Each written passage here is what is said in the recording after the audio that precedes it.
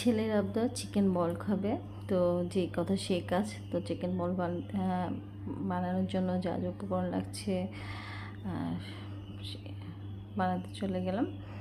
তো এখানে chicken breast নিয়েছি 2টি, তারপর হচ্ছে 2 পিস পাউরুটি নিয়েছি, তারপর এখানে নিয়েছি মরিচের গুঁড়া, তারপর হচ্ছে গোলমরিচের গুঁড়া, স্বাদ মতো লবণ, আদা রসুন বাটা, কাঁচামরিচ কুচি, সামান্য একটু টেস্টিং সল্ট আর হচ্ছে কর্নফ্লাওয়ার আমি দিয়েছি। আর সামান্য একটু আমি টমেটো সসও দিয়েছিলাম, যেটা পরে আমি অ্যাড করে নিয়েছি।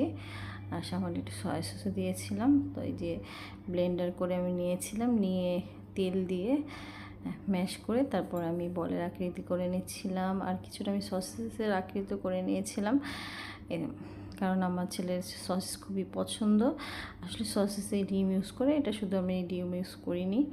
তো যাই হোক, তো আমি সুন্দর করে সবগুলো বানিয়ে নিয়েছিলাম। তারপরে পানিতে আমি ভাপ দিয়ে নিয়েছিলাম বেশ 10 মিনিটের মতো, এরকম আমি সিদ্ধ করে নিয়েছিলাম। তারপরে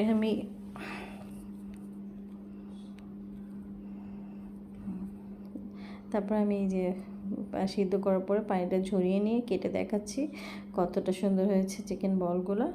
তারপরে আমি হচ্ছে একটু অল্প তেলে ফ্রাই করে নিচ্ছিলাম, খুব বেশি ফ্রাই আমি করিনি, মিডিয়াম ফ্রাই করেছিলাম, যেরকম খেতে ভালো লাগে। তো মেহেরাব ওর বাবা তো খুবই মজা করে খাচ্ছিল, বলছিল যে অনেক মজা হয়েছে, রেস্টুরেন্টের থেকে বেশি মজা হয়েছে। যাই হোক, যাই তৈরি কেন না কেন ওরা খুব পছন্দ করে, এটাই আমার সার্থকতা। তো সবাই ভালো থাকবেন। যদি আমার ভিডিওটি ভালো লেগে থাকে তাহলে একটি লাইক দিয়ে দিবেন।